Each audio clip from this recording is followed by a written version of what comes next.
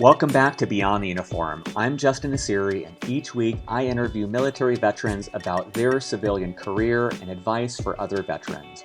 Today is episode number 111 with Chris and Jon Boggiano.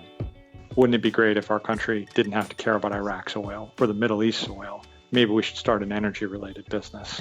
Okay, let's go figure that out. And that was roughly the thought process that kind of gave us the left and right limits of let's start an energy business. And then we just explored a million different, as Jon said before, the idea of the week, we just endlessly turned over, rock after rock after rock, trying to find something.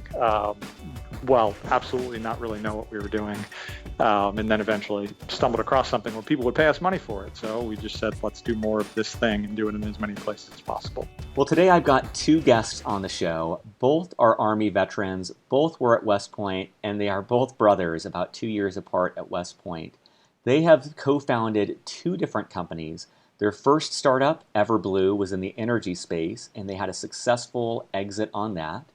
After they sold their first company, after about 4 years of running that, they went together to the Stanford Sloan School of Management, where they graduated a year later together, and at the end of that started their second and current startup, Versame. I found Jon and Chris because there's a 2006 Forbes article about the top 25 veteran-founded startups in America, of which they were named as one. And I think you'll really enjoy this episode. They're both very candid. It's very interesting to hear the differences in their skills and how they work together. So if you're thinking of starting a company with someone close to you or a family member, this is the episode for you. If you're just looking to start a company, this is a great episode. They talk about getting experience before they started their company. Or if you're just looking to hear a great story of two awesome vets who work together to do the impossible, sell a startup once, and it looks like they're well on their way to doing that a second time. So with that, let's dive in to my interview with Jon and Chris at Versame. Well, joining me today is Jon Boggiano in Menlo Park, California right now, and Chris Boggiano in Charlotte, North Carolina. Welcome to Beyond the Uniform. Well, thanks for having us, Justin. So I wanted to give listeners a little bit of background on each of you, and you guys make it easy since you have similar backgrounds as brothers together. So first of all, Jon and Chris are co-founders of Versame, which leverages technology for large-scale impact to improve early childhood education and language development.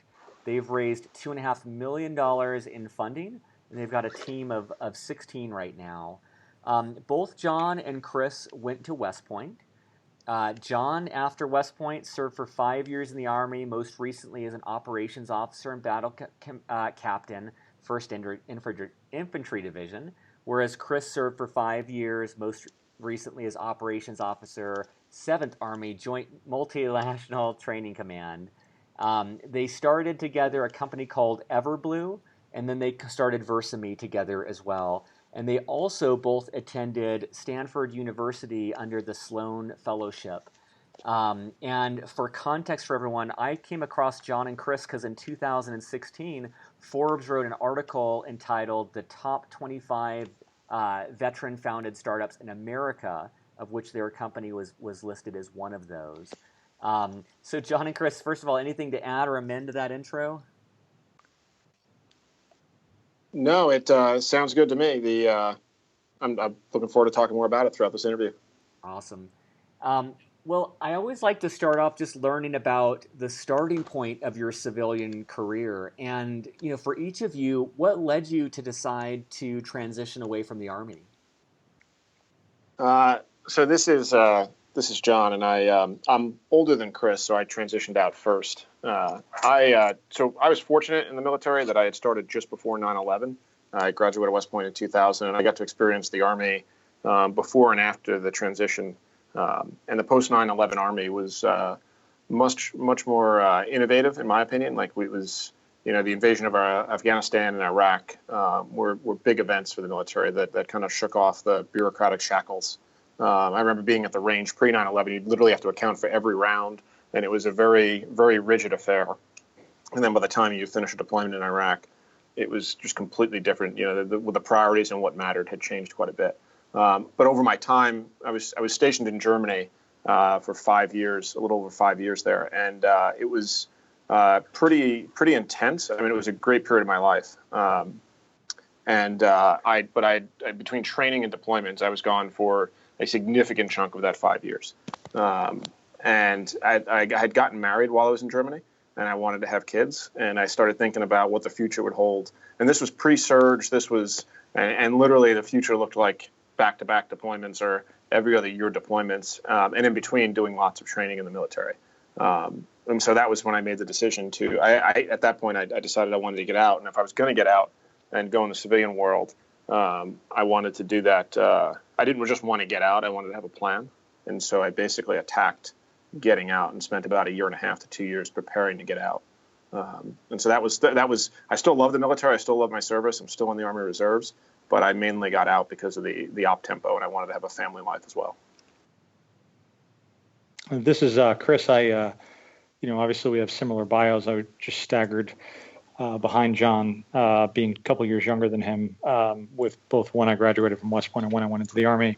But for me, it was a combination of op tempo in that I had 9/11 happened my senior year at West Point, or my first year, and so I graduated into an Army at war, and I then spent a little more than a couple years basically deployed back to back, and same kind of decisions with not knowing if or when that would ever end, and here we are 15 years later, and it's still ongoing to some extent. But that uncertainty was one of the factors. Another was that, for better or worse, a lot of the what I thought were the most interesting and kind of forward-facing assignments are pretty early on in your career. So I was fortunate to be able to do some really awesome things. And I feared that I could spend the rest of a career kind of trying to relive my first handful of years in the Army. And then my last thing is just the nature of the bureaucracy. I love the Army and it functions amazingly, but at the same time, as Jon had alluded to, that even in the best of times, it's still limited on how quickly the military can innovate, for good reason too. But I often would find myself frustrated why things were the way they were, or why they weren't, why they couldn't change faster, which is sort of what led to the career that I have today in the civilian world. Yep, I wanted to add a comment on that. One of the things I was also looking to get in the civilian world was a better meritocracy. At least early on in the Army, it didn't matter whether you were a competent officer or not. Everybody got promoted at the same time. Everybody got the same assignments, and there were little things. You might get a little bit longer platoon leader time. You might get lucky and get a second platoon leader chance. But for the most part, everybody was on the same rigid marching orders, and there really wasn't much differentiation between good officers and bad officers. And that was part of my frustration with the bureaucracy of just getting out. Is that, and then the second piece of the bureaucracy is because of the deployments, my timeline was messed up. And this is still an issue with the Army, where there's very strict timelines, where if you want to hit all the promotion blocks, there's certain tasks you have to do. You have to go to school right at the 3-year mark. You have to be a company commander by the 6-year mark. And I wanted to go teach. I wanted to go back to West Point to teach. And pretty much by the time we got back from Iraq, my timeline for being able to do that was shot. And I wouldn't be able to do that and still stay on a promotion track in the Army. And so that was also a part of the reason I got out, was the bureaucracy. And that's part of what led to us becoming entrepreneurs. Is I didn't want to be in a bureaucracy. I want to control my own destiny. And I always like to learn about that first job search. And Jon, you talked about spending that 1.5 to 2 years before you got out, preparing for that transition. And Chris, I'm just guessing that Jon was at least some resource as you approached that transition point. What would you want listeners to know about that transition from Army life to civilian life, and any advice on how to prepare for that? Sure, I got a couple thoughts on that. The first is it's sort of impossible to know what it's like on the other side of that line until you get there. You can do a lot of preparation, but to some extent, until you take the leap, you can't really know until you do it yourself. But preparation certainly doesn't hurt, right? I think that the thing that changed that I didn't expect, I think that part of being in the Army is there's this binary expectation of you're either going to serve your time and get out or you're in for a career. But the expectation that I fell into was that when I left the Army, that the company that I went to, that I would be with them for an indefinite period of time, a really, really long period of time. Like I was looking at it in a kind of a decades-long question. And then a year later, I was gone from that role and on to starting my first company. I think that had I gone in with the expectation that, well, I'm going to make the best decision that I can, and if I need to change course, then so be it. But I think at the time, as I was going through that, I felt a lot of guilt because I call the role that I went to when I left the Army the best bad decision I ever made. I picked a company that, for better or worse, just wasn't a good fit for me. It was still a good experience in that it taught me what it's like to work in a bigger company, and it taught me what I don't enjoy, and it led to John and I starting our first company together. So in the long run, it ended up working out beautifully. But in the short term, I had quite a bit of guilt and stress in that kind of second transition from my first corporate job to my first startup. And so for me, I spent a lot of time. A lot of that time was reading books. I went through a headhunter program called Cameron Brooks, and they had a whole book reading list that I devoured. And then I probably spoke to 20 or 25 people that had already made the transition and a couple of years ahead of me to find their advice. And I remember getting one of the pieces of advice that I got was that I should, when I leave the military, make a list of what my personal goals are and what's important to me, my values, and then dust that off, usually around tax season, and make sure that I'm following and staying true to that. And so that was really valuable insight. That it's when you get out, the Army does a good job of making sure you do things like get a health checkup and go to the dentist and stay physically fit. But when you get out, there's nobody telling you to do that. And so for me, maintaining my physical fitness, maintaining my mental health, going to the doctor, like I had this list of things that I was going to take care of no matter what. And then I also wanted to work for, one of the things I didn't want was just a job. I wanted to go someplace where I could have, I love the Army's work hard, play hard mentality. I love the fact that you can go all in on a deployment, and then when you come back, you can take block leave and you're completely off. And so for me, knowing that environment was important to me shaped my job search. I didn't want just a job. I wanted to work with great people, and I really wanted to be able to have someplace that I would enjoy working for and look forward to it. And so, I have to own my own bias here. I'm very excited, to hear your story as two brothers working together. My brother was a year ahead of me at the Naval Academy, and it would be a dream to work together. And I'm just curious, what was the starting point of you guys forming a partnership? Was this something you thought growing up, or was this like, do you remember a particular conversation or turning point where you thought, let's do something together? I don't think we'd ever thought growing up. Our father was a cop and our mom worked in the public school system. So entrepreneurship wasn't exactly in the blood. So I don't think that in that capacity, working together was something we had put a lot of thought to, but we had worked together both throughout school, long before West Point, through the years we were we'd be together for a couple of years, then apart, then back together. But when we were together in school, we'd work together. And then when we were in the Army, we were in the same brigade. So we deployed to Kosovo together. We deployed to Iraq together. We were kind of in the same unit. So we were working together pretty closely, just in the military, kind of and then moving to the same area. One of the things that I moved to Charlotte, I got job offers in a number of cities. I moved to Charlotte because John was located here, and he turned down a job opportunity somewhere else because I had just moved here. And so I think by being together, we had worked together in other capacities in the past. And then when we took the entrepreneurship plunge, it was a fairly natural transition to work together in that capacity. It was the entrepreneurship piece was the bigger shift for us, or at least for me personally. Yeah, so when Chris had moved to Charlotte, I think two events.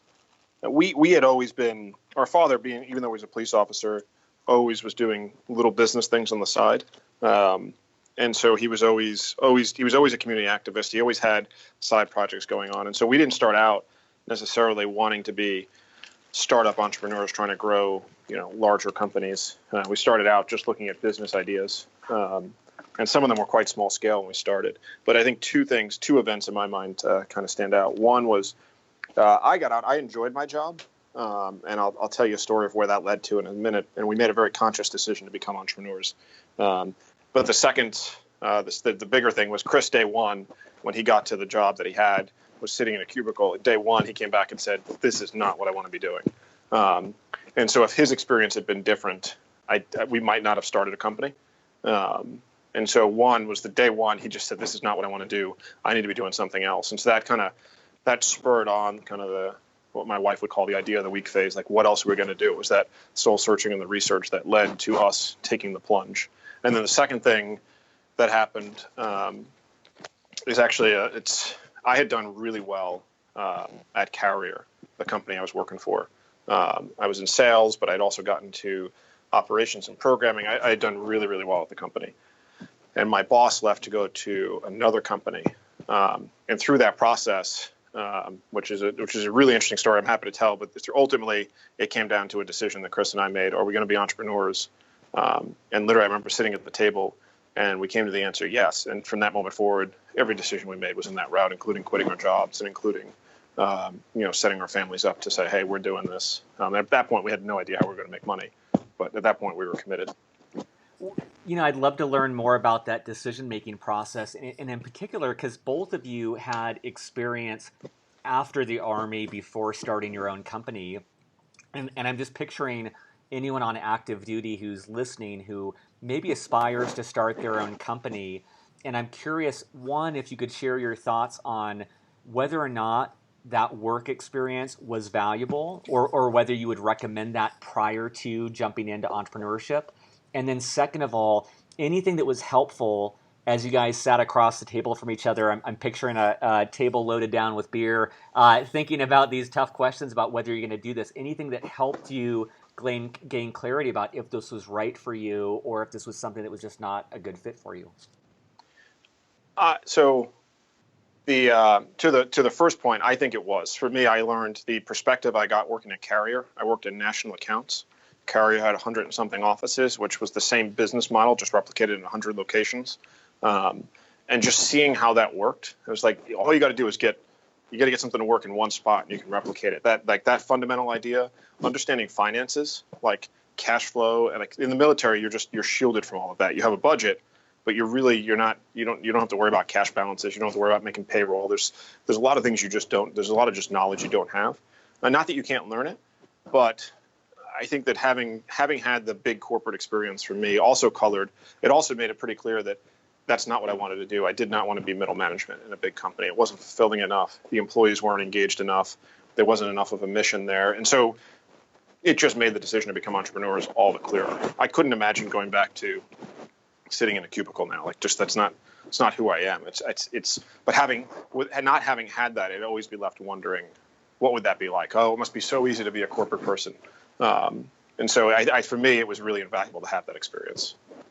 I would also say that the transition, I did in short order, but I did make a transition from the Army to the civilian world, and then from the corporate world to being an entrepreneur. And I'm glad that they were staggered. So, and I, as much as the company that I went to, I knew pretty quickly that I wasn't going to last there. I still think it was a great experience for all the reasons John just highlighted. And then it gave me the time to transition to being a civilian. Like, my identity was wrapped up with, who I was so wrapped up with being a soldier that it allowed me to, separate the two, mentally separate out those two parts of who I was.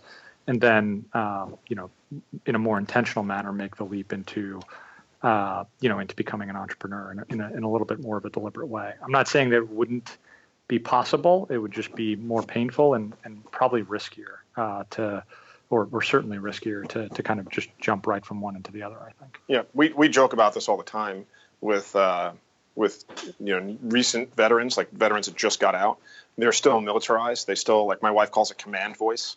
She'll tell me, like, when I first got out, she's like, I'm not one of your soldiers or my employees. And so there's you have to stop using acronyms. In a lot of cases, you have to stop cursing. You have to, there's all these things that the transition to the civilian world business acronyms, which for me, having read a slew of those books, it made the transition easier for me. And it takes time. It's hard. I mean, the military gets into your blood, and just the structure, like just there's so much of it there that it takes time to desensitize and to become a civilian and to be able to relate to civilians. So I think that they need to plan for a transition period. And you can prep for it, but you still have to go through it. And there's also the identity thing of not having the team. I remember when we first moved to Charlotte, it took a little while. It took a couple of years for us to really form a community of people that when you live, especially living in Europe on the military base, my work, like people I worked with were also people I hung out with on the weekends. We'd go on trips. We'd go out drinking and do things. And so you kind of had this forced community in the military, the work hard, play hard. And when you get in the civilian world, you're not automatically going to be friends with your neighbors. You may have nothing in common with them. And that takes time to also transition to, is finding a purpose and finding that community. This is great. And so what, as you guys were just asking each other these tough questions, it sounds like each of your work experience gave you a certain amount of comfort of like, I don't want this. I don't want to be part of a large organization. How did you guys challenge each other or tease out whether startups would be, starting your own company would be right versus maybe joining a startup or joining a smaller company? Like, how did you know this was the right fit for you?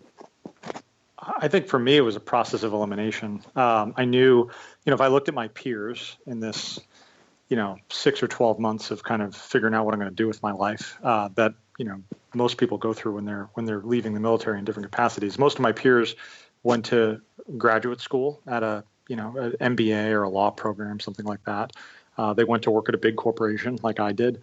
And then some went to work for other federal agencies, the FBI or the State Department or so forth. But those are kind of the three main routes. And I looked at all three of those and said, well, I don't think I want to do any of those. And I didn't want to go back in the Army. So it was a process of elimination.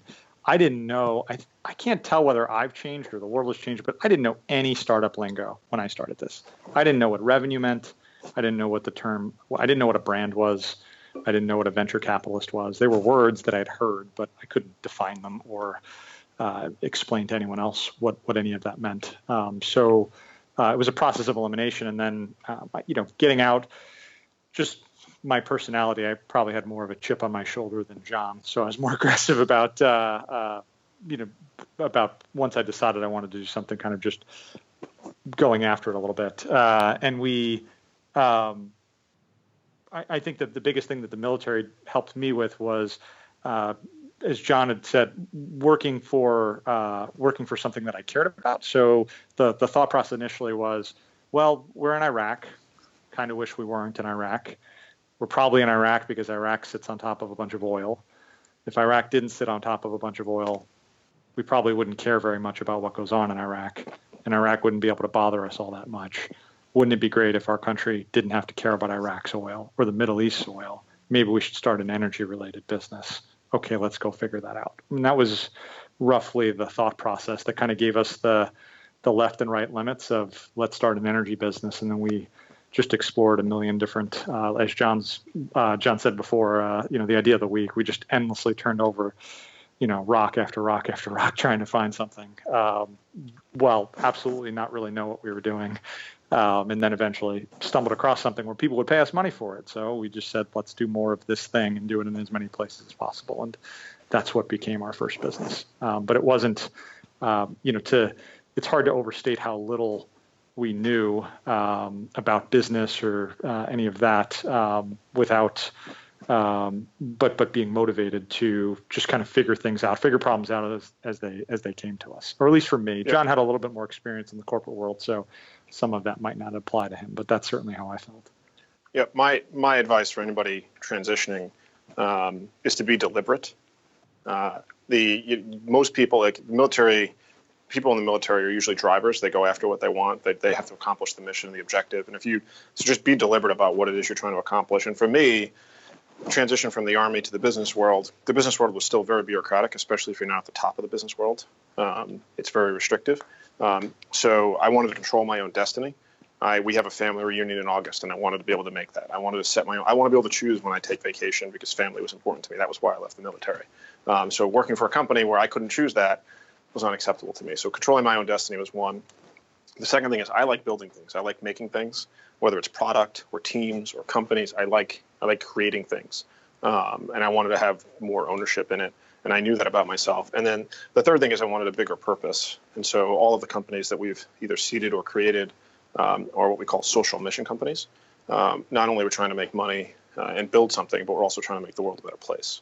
And so for me, those were the kind of the fundamental assumptions that I had determined when I left the military that I wanted to do or accomplish over my career. And that helped guide us towards entrepreneurship. So when Chris and I were sitting down, I think it was a Thursday evening, it was like, are we going to go do these civilian jobs because we had some outstanding promotions, or are we going to do this startup thing? And it made it easier to choose the startup route. And so you have this idea around energy. I want to get into your current startup, but for your first startup, what was that process like? Is that something you're still running on the side? And kind of how did that help you get to your second startup?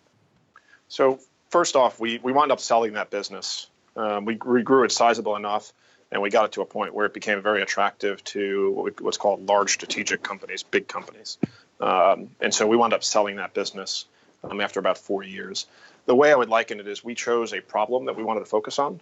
And then from there, at least in the Army, it's called a movement to contact. There's enemy out there somewhere. You need to go find them and develop the battlefield, develop the intelligence around it. And so the idea of the week phase was talking to every expert we could, getting as much information as we could. And just in that process, we ourselves had become such knowledgeable experts in the field. Well, that took about 2 years.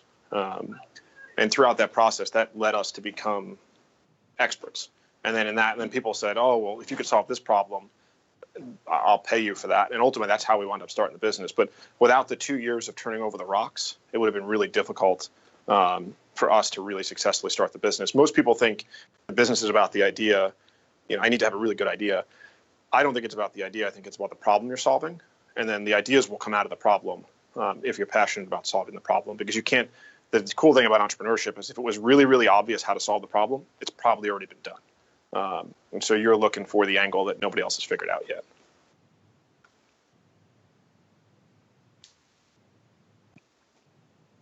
Sorry, just giving room there. No, I think that's awesome, and I love hearing that process. And first of all, congratulations on the exit. I think that's incredible, and I hope your advice for people listening is empowering, in that you don't need to have an idea, you don't need to have this killer product. You just need to have curiosity, a lot of motivation and drive, and a willingness to continuously learn and uncover, aspects of that problem.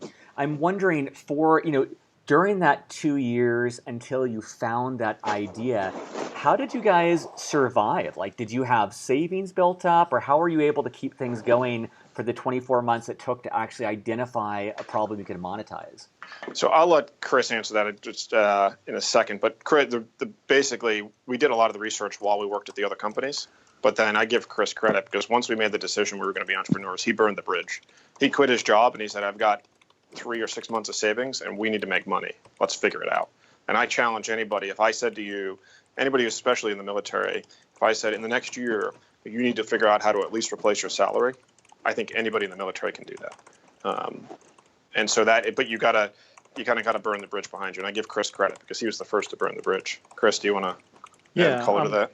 My logic on it, it was really scary to think, again, entrepreneurship not entirely being in our blood, it was really scary to think about just taking that leap.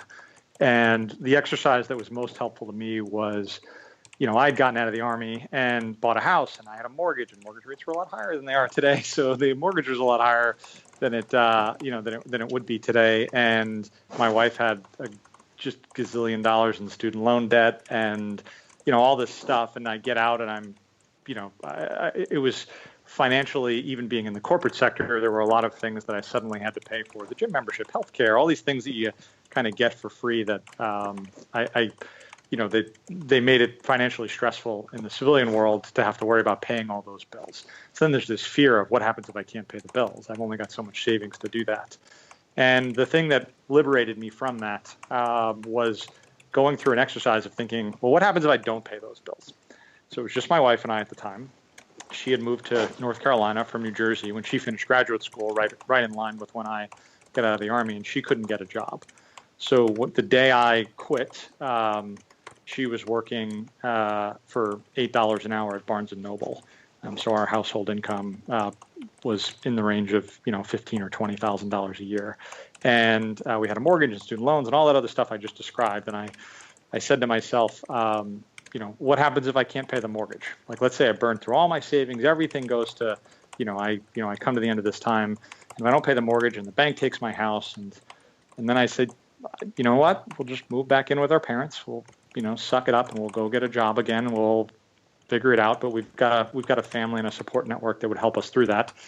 And for me, it was liberating to think, wow, it's really not that bad. I'm not saying it would be a pleasant experience, but having been to Iraq and seen people's lives in complete ruins, in every way imaginable, but quite literally in ruins, to me it was like, well, it's really not that scary now that I've kind of thought it through, and that's what gave me I just said, this is the life I want to live. I'm going to go after it, and then I just went after it. And the other thing, we had started out wanting to, or in the energy kind of movement to contact that John had described. When we started out, we thought we were going to do energy audits on homes. There was all this construction going on. It's before the financial crisis. And so we started out as an energy auditing business. And we had lined up hundreds or even thousands of homes worth of work. And along the way, we had to get trained on that. And the training was horrible. And so we said, we can do better training than this. We did training in the military. And so John threw up on Google AdWords we had a one-page website that offered training, and people started to call to ask for that training. And that's how we over the course of a couple of months shifted from an energy auditing business to a training business that that we over the next year or two grew to be have 100 or so locations around the country and around the world. So even after we had quote unquote started the business, we did quite a big shift. There was just at the time we debated trying to keep both, but the biggest thing was we realized there was more money in one bucket than the other, so we went after the bigger bucket. And yeah, our third partner at the time was very big into focus. You can only really do one or two things well, so you got to be very explicit about what you focus on. The biggest risk in a startup is distraction, trying to do too many things. And we had no idea at the time, but a few months later, the whole housing crisis and all the work that we had lined up on the auditing side would go away, even if we had tried to keep it. But at that point, we had walked away from all of it. But I don't know if any of this would have been possible without things like Google advertising and kind of internet-based advertising where you can turn on ads in 50 states or in a specific municipality. So the ability to ramp up advertising quickly allowed us to kind of stamp out a new location as quickly as we could think them up. It was literally a question of going to the map and saying, what other cities can we add here? Where can we turn on Google? And then once we did that kind of led to more training and so on and so forth. So the advent of that type of online advertising, had we tried the same business 10 years before, I'm not sure it would have worked without, or would have been from a marketing standpoint, would have been fundamentally different. I mean, I love the courage in that story of taking that leap. I love that process of just really imagining the worst case scenario and realizing that in particular, in contrast to the military, it's not that extreme. It's not that awful. And, even that said, I still think it takes a tremendous amount of courage and commitment to make that plunge. And I also love that example of using low-cost experiments through Google AdWords to actually test out an idea and see that there's actually demand there, and then going where that data leads you. I think that's a really cool way to, just throw things out there and see where the interest is from the market and see where people are actually willing to pay, and then building the business in that direction. I want to get into Versame, but I'm just curious before we get there. Where does Stanford's Sloan School come into play? Was that while you were at Everblue, or was that while you were at Versame? In between. So we sold Everblue, and then we left in 2012. And we went to Stanford. I didn't want to go to graduate school at all for the same reasons I didn't want to go when I got out of the Army. So Jon eventually nagged me, and we applied together.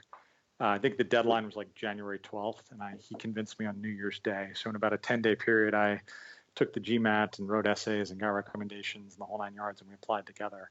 And it was potentially the most flippant application to Stanford ever because I didn't entirely want to go. So I was pretty truthful about, what my expectations were or why I was interested in the program or why I would consider it. But when we interviewed, they asked us together, what happens if we only accept one of you? And before Jon could answer, I said, well, you take both of us or take neither of us. We're a package deal.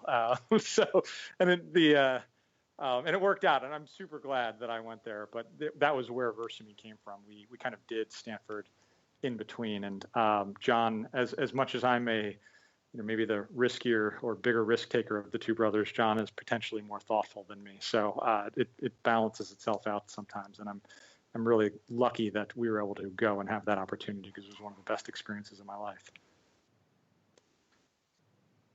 Jon, what led you to why did you champion that? So I'm picturing, you have this epic success behind you of your first startup, you have an exit, which is so rare. And then I imagine you're kind of tossing around what to do next, whether to start something, whether to just coast for a while.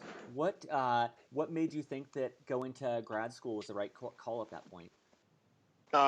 Well, two things. So first, even though we had an epic success, we were absolutely intent on starting another business, and we wanted to do bigger and better.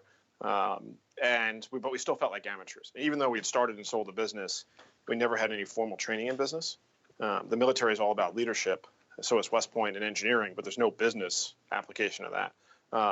And so I wanted to address what I perceived to be our weaknesses, number one. Number two, we had just made a lot of money on Everblue, and Stanford was an adventure. Come out here to the center of entrepreneurship, the center of startup life, center of technology, and basically that was the reward for having the stress of Everblue. When we worked our butts off at Everblue and coming out to Stanford for a 1-year program was the reward. And so it wasn't necessarily grad school in and of itself, but it was the experience of doing something different. And then also there was by that point we had lived in North Carolina the longest. When I was in the military, I think I moved between the military and right afterwards and moved 7 times in 10 years.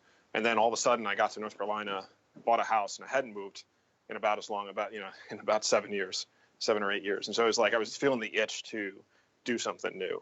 And coming out to Stanford for a year was a great way to satisfy that itch. And what was that, while you're at Sloan, what was that genesis that became Versame? So when we had Everblue, we kind of straddled 2 industries. We straddled energy and education and retraining, like workforce training. And so when we sold Everblue, we kind of had expertise in 2 domains. And so when we went to Stanford, we said, okay, we want to go deeper into one of them. Energy is making a lot of progress. Like renewable energy is it's amazing how far it's come.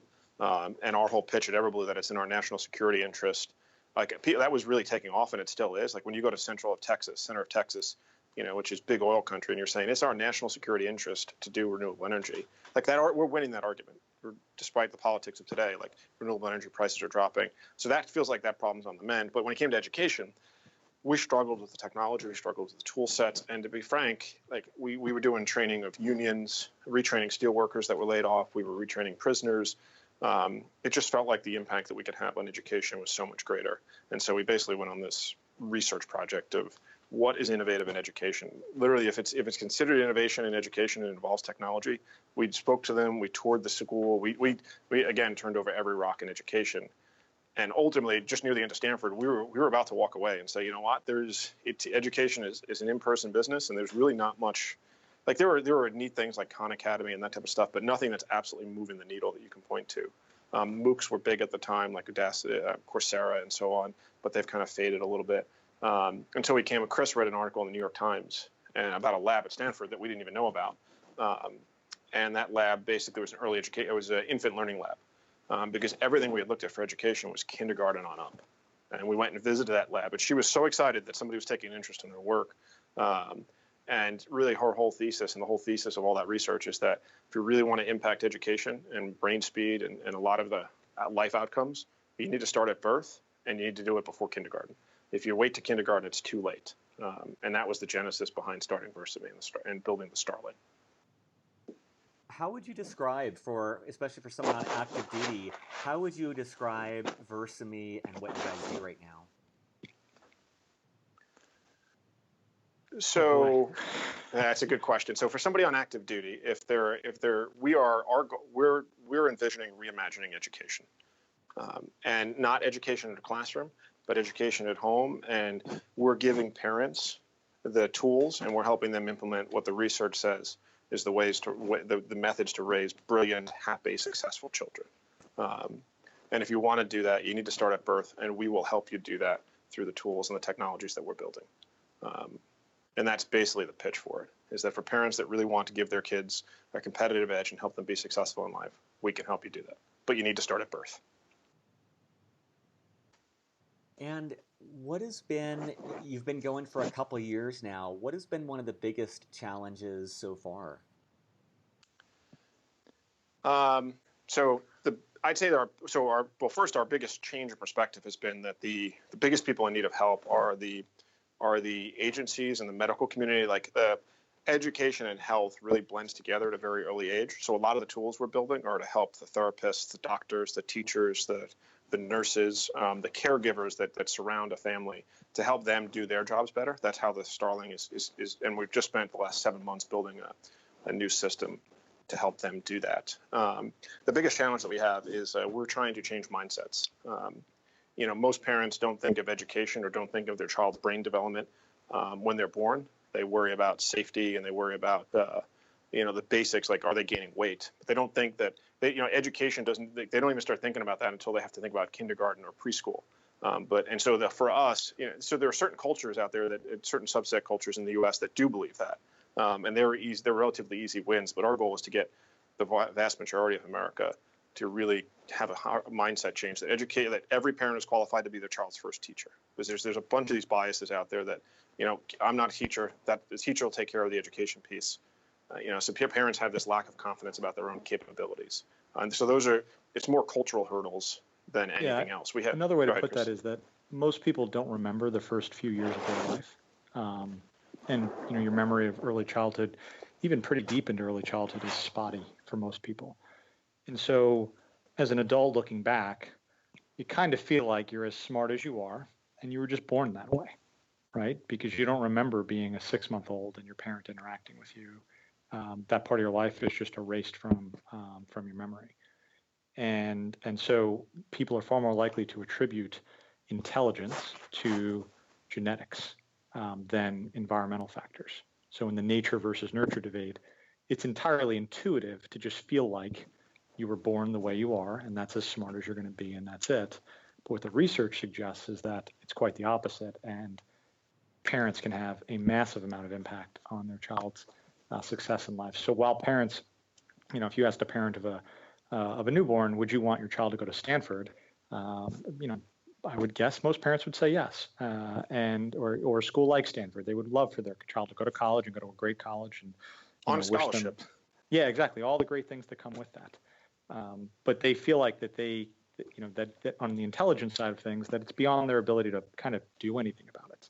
And then there's education, which is mostly focused on delivering content, and based on whatever your level of intelligence is, teaching you how to do things with that intelligence. And then again, parents, they overestimate the impact of school on a child's success and underestimate the impact that they have, even though a child typically, even a school-age child, only spends maybe 20% of their hours in a year in a school setting, even if they're in school. So the vast majority of a child's time is, with their parents.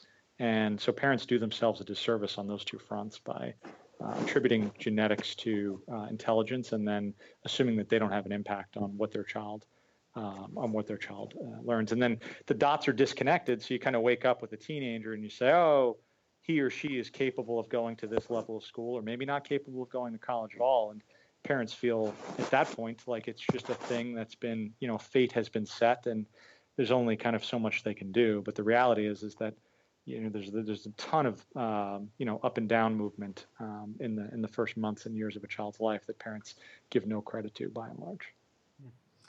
So I'm just conscious we've got about 10 minutes left, and there's like 100 different questions I'd ask. So I might actually turn things over to you. I mean, part of me is curious about what it's like to work together as siblings and advice you'd have for veterans thinking of working with family. Part of me is curious about your experience in fundraising or just your advice on startups in general. Part of me wants to ask about the acquisition process and advice on that. And I know that you guys probably talk to so many different veterans and so many different people.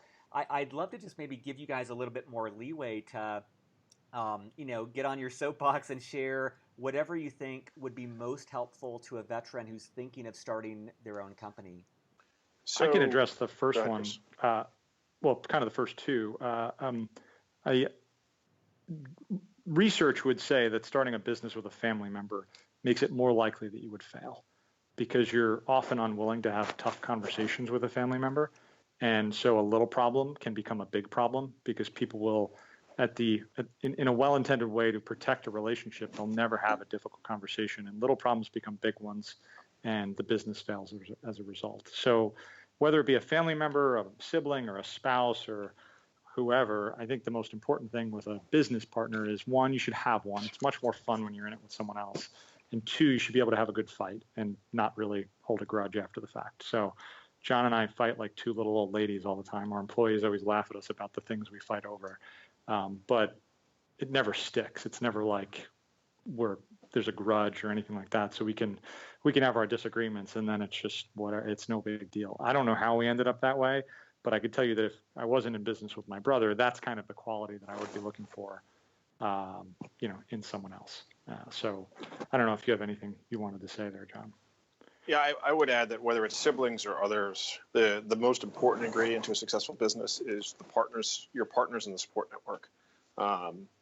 I do think it's essential that a business has partners because your energy levels and your momentum, it's just more fun with other people, and you're more likely to survive. When you're feeling down, the other person can take the ball. If all the stress is on one person's shoulders, it can grate on you. You're more likely to raise money. A lot of investors won't invest in solo founder companies. Yep. Because you're more likely to quit when your motivation is down. Whereas if you have someone else to kind of pull you through it, or someone else who's depending on you, you're more likely to stick it out. So despite the Mark Zuckerbergs of the world, from a statistical standpoint, they're more of an anomaly than most businesses are going to be successful with probably two partners, maybe three, and then beyond that, the other side, it becomes too many people to manage. But it's just more fun when you have other people to kind of be in it with you. And I would also recommend that anybody who's thinking about this, whether it's entrepreneurship or whether it's going into the business world from the military, Defense Secretary Mattis, he says that leaders need to be learners. He's a very big believer that you need to be reading, you need to be learning constantly. And I believe that's true no matter what you're doing. What we did when we started this company, Versame with the Starling, we knew nothing about hardware. We weren't that good at scaling software, but we've learned and we've attacked that learning aspect. We thought that was going to be our biggest risk, was building the physical product. It turned out that actually we've done really well with that. With a cohort of startups that came out of Stanford with us, I think we're the only ones so far to actually ship a product. It turns out that the marketing has been a little bit tougher, but for the most part, you got to attack what you don't know, and you got to ask people for advice. I'd say coming out of the military, that's one of the other things that people, and this is not just special to the military, but in general, people are afraid to ask for help or advice. And I've gotten over that in my experiences. People are more than willing to give advice, and people are more than willing to help a veteran, but you got to ask for it. And it could be a cold email, it could be a cold call, but just ask people for their knowledge, and people are more than happy to share their knowledge, but you got to ask for it. You talked about that learning component. I think that's such a great quote that you shared from General Mattis. Is there any resources, that could be books, that could be webinars, that could be anything that's just really helped you in your civilian career that you would want to share to veteran listeners? Google. There's pretty much anything you can learn using Google. Yep. For me, and there was a series of books, but Google is a great tool. Google is a learning engine. It's the best form of online learning. But I would recommend reading some career advice books. There's some that are written specifically for the military. Because if you're a big believer in the mission of the military, one of the things that struck me when I was doing the reading was how important the business community is to the strength of the United States. Like, if you believe the military is the strongest part of the United States, I don't believe that. I actually think our economy and the businesses that we build and the innovation that we bring to the world is what makes us so strong, and that enables us to pay for a good military. So to me, the work we do in the business world is a part of what West Point calls the lifetime of service to the nation. And so I wouldn't just read technical books. I would read books that frame business and innovation in the sense of a mission. I'm reading Elon Musk's book right now, the biography of him, and he's on a mission to change the world. And that's so I would read inspiring biographies. I would read career advice books, and I would read books about finding your purpose and mission. Because once you have that core set of values and you acknowledge them and you write them down, that can be a very powerful driver. And then you can go learn any technical skills or any financial skills that you might need. I just read that Elon Musk biography. That was so inspiring, so incredible too to see someone who's been so successful and just continuously facing challenges and just overcoming adversity. And it's never an easy road, even when you're in that billionaire realm. So I thought that was a great read as well. One of the other lessons I think that we learned is when we started Everblue, I always had this mindset that next month or in 3 months, when we get over this hurdle, life will be good. Like, life will be perfect.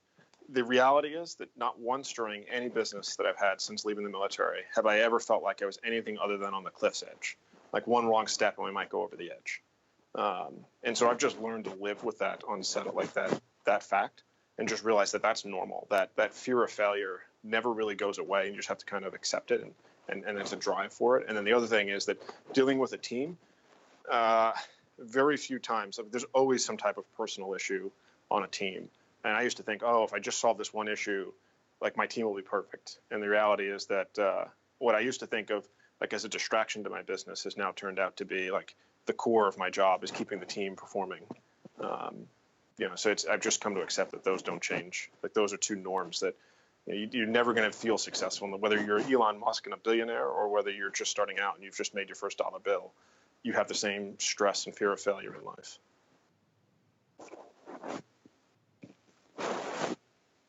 Well, this is great. Well, I was just taking notes on that. I think that's so great, though, that thought, that realization, too, because I struggle with that as well, where you think that there's some pinnacle where everything's easy and problems are behind you. And I think it's just sinking in now. I'm like, 37? I'm like, it's just, this is what life is. There's just nonstop challenges. And I think that the moment the challenges stop is when you get bored and Exactly. you lack a purpose. So it's like shifting that mindset to realize that these challenges are, that's what life is. That's inevitable as long as you're moving forward. That's very well said. It's I mean, if you ask Mark Zuckerberg or Jeff Bezos or any other successful, I guarantee they're stressed. It doesn't go away between the smallest startup and the biggest successful public company. You're always wondering what's going to come tomorrow. What are you not thinking about? What could cause you kind of to head the other way? Awesome. Well, I know we've only just scratched the surface here, but I appreciate both of your perspectives. And for listeners, you can look at beyondtheuniform.io for show notes of everything we talked about. You can also find their startup, Versame, at versame.com. I'll have links to that in the show notes as well. Jon and Chris, thank you so much for your time today. Thank you, Justin. Really appreciate it. Surface. All right, Beyond the Uniform listeners, thank you so much for listening. I hope you enjoyed this episode. A couple quick asks. If you enjoy the show, sign up for our newsletter at beyondtheuniform.io. I send out a newsletter each week with the show notes and information about the interview. Also, if you could give us a great review on iTunes, it takes about a minute or two, but it really helps build awareness about Beyond the Uniform. And then lastly, if you like audiobooks, check out a free trial with audible.com at beyondtheuniform.io/books. You get a free ebook, no strings attached, a free audiobook, no strings attached, and I get a little bit of money to help offset the cost of the show, which is about $75 a month right now. Thanks, have a great week, and I'll be back next week with more stories from veterans about their civilian career.